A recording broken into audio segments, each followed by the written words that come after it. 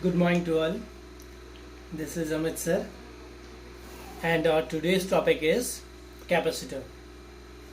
Capacitor किसे कहते हैं? कैपेसिटर बेसिकली ऐसा डिवाइस जो चार्ज को स्टोर कर सकता है। अब चार्ज को स्टोर करने के लिए हमें कैसे डिज़ाइन करना है, इसे हमें किस तरीके से बनाना है एक डिवाइस, तो उसके लिए हमें सबसे पहले जानना जरूरी है डाई इलेक्ट्रिक के बारे में।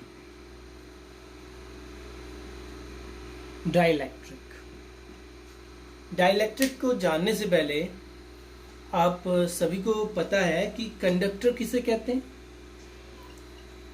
कंडक्टर मीन्स ज़्यादातर मेटल्स ही कंडक्ट करते हैं इलेक्ट्रिसिटी को। मेटल्स जिसमें आउटसाइड शेल में 1, 2, 3 इलेक्ट्रॉन्स होते हैं आउटसाइड शेल में, इसलिए इजीली ये इलेक्ट्रॉन को छोड़ सकते हैं, रिलीज कर सकते हैं, जिसके कारण ये इलेक्ट्रॉन इजीली फ्री हो जाते हैं। और जब ये इलेक्ट्रॉन फ्री हो जाते हैं तो किसी भी ये एटम में या किसी भी कंपाउंड में ये इजीली रोटेट कर सकते हैं या घूम सकते हैं, जिसके वजह से इलेक्ट्रिसिटी इजीली दे पाते हैं। ठीक है, ये मेटल में इलेक्ट्रिसिटी को कंडक्ट कर पाते हैं, हम ये कह सकते हैं। बट अगर हम इंसुलेटर की बात करें, इंसुलेटर वो होते हैं जिसके आउटसाइड सेल में 5, 6 या 7 इलेक्ट्रॉन आउटसाइड में होंगे। जब 8 हो जाता है तो उसे नोबल गैसेस कह लेते हैं। पर अगर 5, 6 या 7 इलेक्ट्रॉन्स हैं, वो ज़्यादातर इंसुलेटर होते हैं, जिसमें वो इजीली इलेक्ट्रॉन को लूज नहीं कर पाते हैं।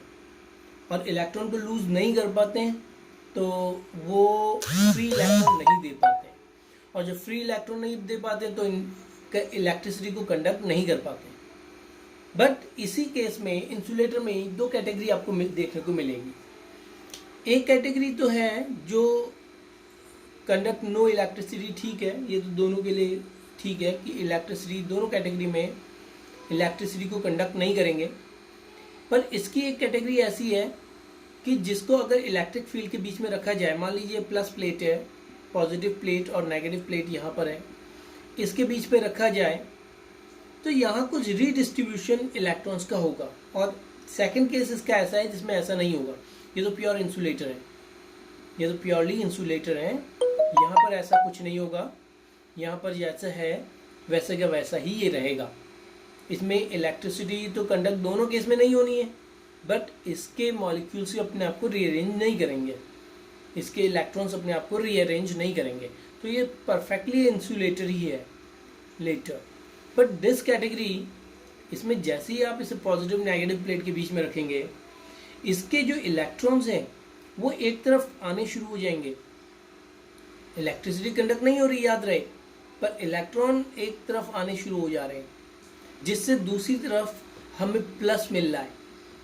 और ये जब इस तरीके से हो जाता है, हम इसे इंडक्शन भी कहते हैं। ये चार्ज पैदा जो हो रहा है, जो दिस इज बाय इंडक्शन, जो इस तरह की कैटेगरी है इंसुलेटर की, उसको हम डाइलेक्ट्रिक कहते हैं,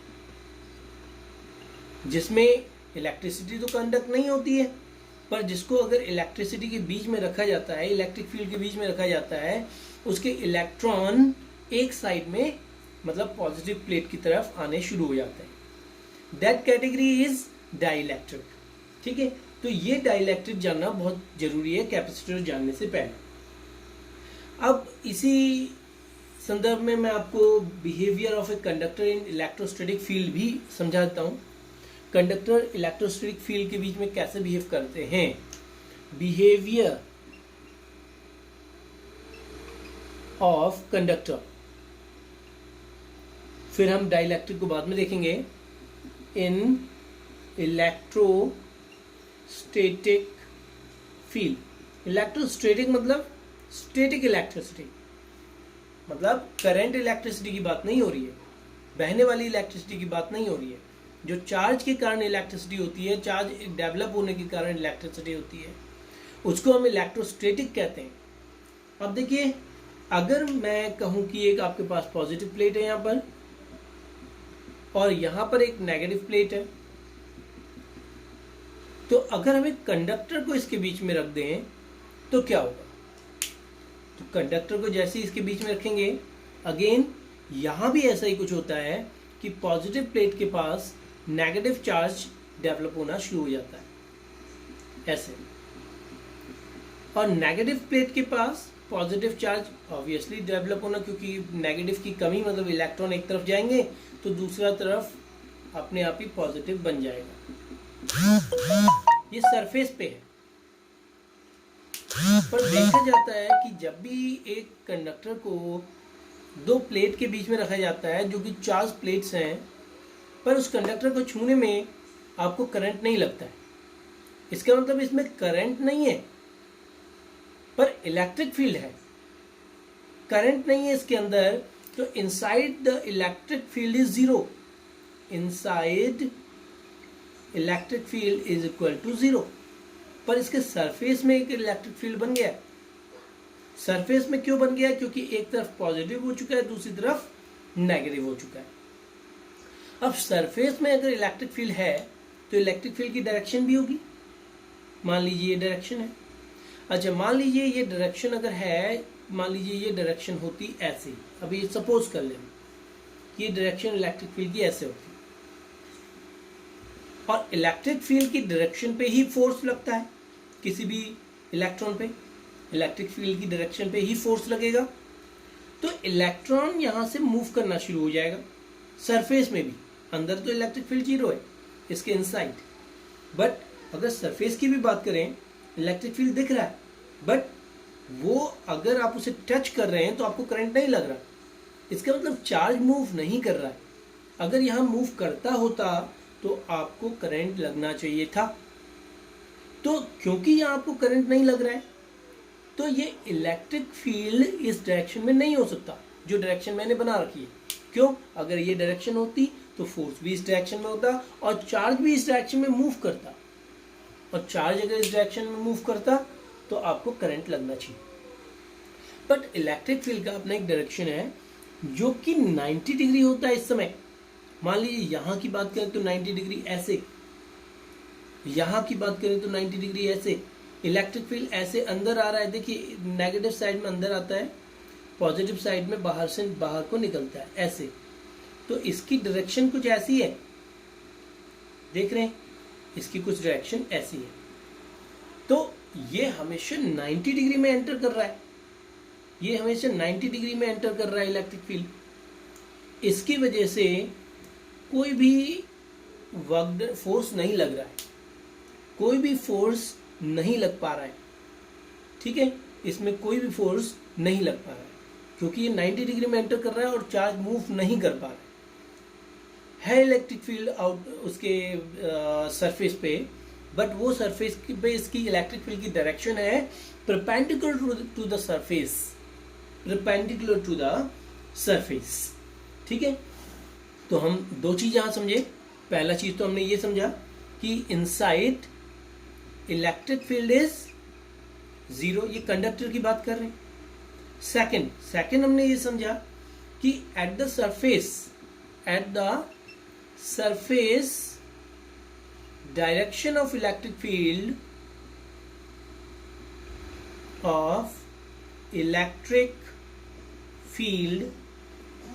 is perpendicular to the surface, right? ये दो चीजें हमने यहां पर समझी। अब हम एक चीज और देखते हैं कि जब चार्ज कंडक्टर को चार्ज किया जाता है तो जो कंडक्टर है उसका चार्ज उसके सरफेस पे ही रिसाइड करता है, उसके अंदर नहीं होता। जब भी किसी चीज को चार्ज किया जाएगा उसका चार्ज उसके मतलब एक कंडक्टर को जब भी चार्ज किया जाएगा, charge reside only on surface. कैसे हम प्रूफ कर सकते हैं? देखिए, हम प्रूफ कर सकते हैं इसे कि जैसे मान लीजिए आपको अभी बताया कि electric field inside the conductor is zero, अगर इनसाइड एक कंडक्टर के इलेक्ट्रिक फील्ड जीरो है तो इसके इनसाइड चार्ज कैसे स्टोर हो सकता है? क्योंकि आपको पता है गॉस लॉ कहता है E डॉट डी एस का integration Q bye epsilon not, ये फ्लक्स के इक्वल होता है। तो ये जो नेट फ्लक्स है तो जीरो हो जाएगा क्योंकि इलेक्ट्रिक फील्ड नहीं है। इलेक्ट्रिक फील्ड जीरो तो फ्लक्स जीरो, फ्लक्स जीरो तो चार्ज भी जीरो। तो इनसाइड इसके कोई भी चार्ज रिसाइड नहीं करता। जब भी हम इसे चार्ज करते हैं किसी कंडक्टर को, उसका चार्ज उसके सरफेस पे रहता है, ठीक है। और एक चीज और कि इसकी पूरी जो बॉडी होती है, इसका फोर्थ पॉइंट कह सकते हैं इसे, कि इसकी एंटायर बॉडी सेम पोटेंशियल पे होती है। Fourth point, entire body is at same potential. कैसे? देखिए हम कैसे बता सकते हैं, क्योंकि इसके इनसाइड तो कोई भी इलेक्ट्रिक फील्ड जीरो होता है, और इलेक्ट्रिक फील्ड जीरो है तो चार्ज को अगर इनसाइड अगर आप लेके जाएं तो उसमें आपको कोई भी वर्क नहीं करना पड़ेगा। इनसाइड तो कोई भी चार्ज को कोई वर्क नहीं करना पड़ेगा। इनसाइड की बात बोल रहा हूँ। अगर हम चार्ज को लेके भी जाएं तो इस चार्ज को यहाँ से यहाँ ले आने में हमें वर्क डन जीरो ही होगा।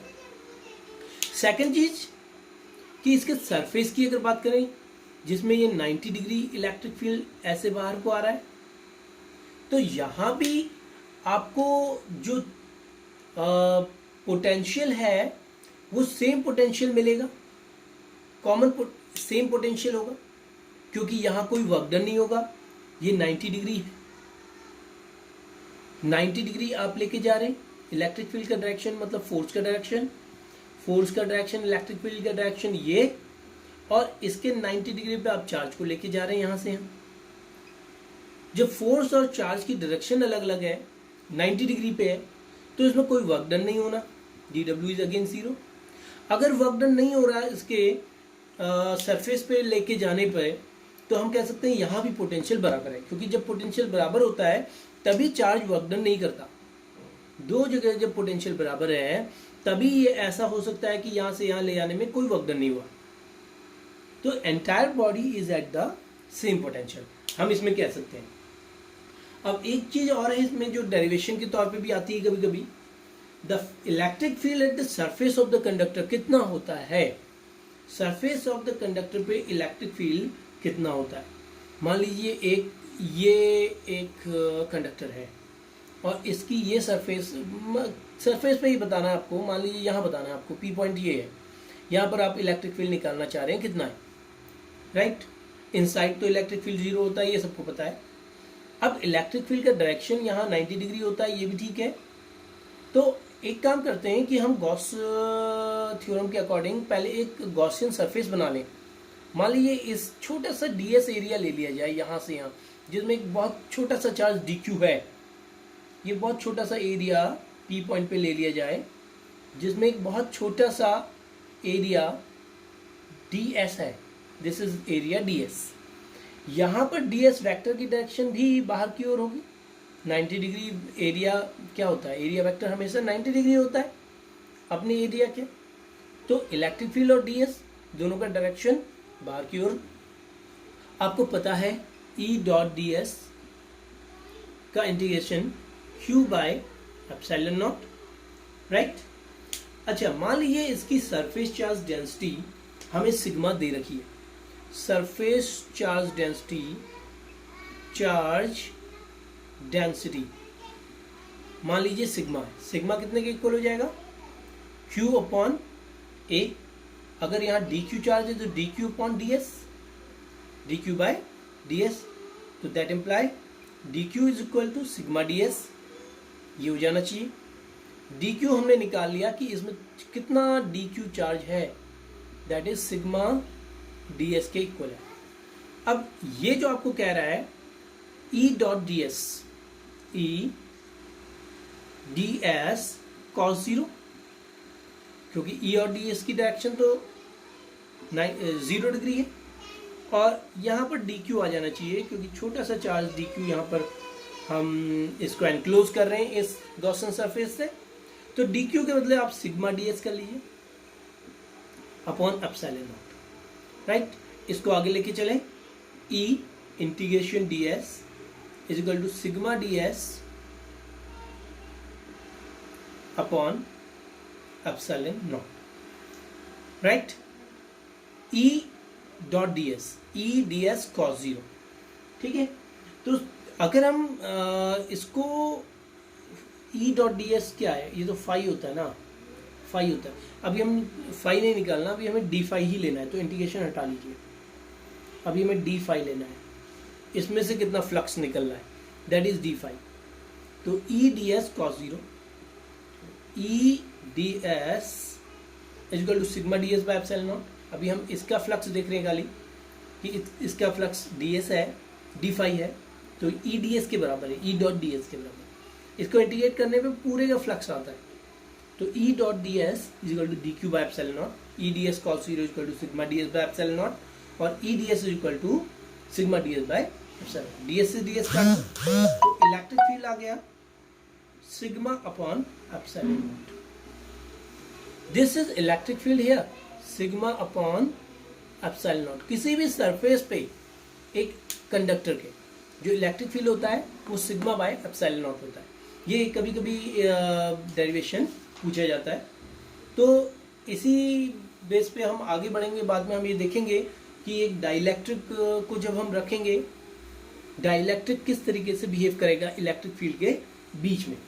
डाइलेक्ट्रिक जब हम देखेंगे कि किस तरीके से बिहेव करेगा, तो उसके बाद हम उस डाइलेक्ट्रिक को कैपेसिटर के बीच में डालेंगे, मतलब दो प्लेट के बीच में, और उससे चार्ज स्टोर करने की कैपेसिटी बढ़ाएंगे।